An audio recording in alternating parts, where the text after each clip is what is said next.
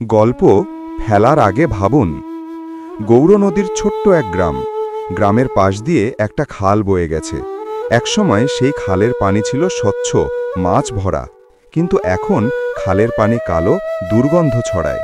কারণ গ্রামের লোকজন প্রতিদিনই খালে ফেলে দেয় প্লাস্টিক, পলিথিন, খাবারের বর্জ্য। কেউ ভাবে না এর ফল কি হতে পারে।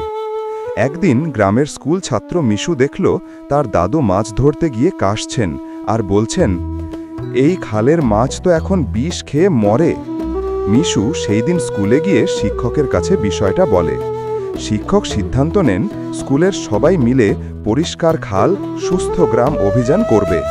তারা বাড়ি বাড়ি গিয়ে বোঝায়, পলিথিন ফেলবেন না, ময়লা যেখানে সেখানে ছড়াবেন না, ডাস্টবিন ব্যবহার করুন।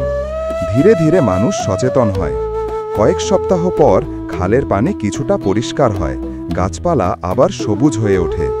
মিশু খুশি হয়ে দাদুকে বলে, দেখলেন দাদু, আমরা সবাই মিলে পারি পরিবর্তন আনতে। দাদু হাসলেন, হ্যাঁ বাবা, পরিষ্কার পরিবেশ মানে সুস্থ জীবন। এই গল্পটি ক্লিন কিং ডিটারজেন্ট পাউডার নিবেদিত।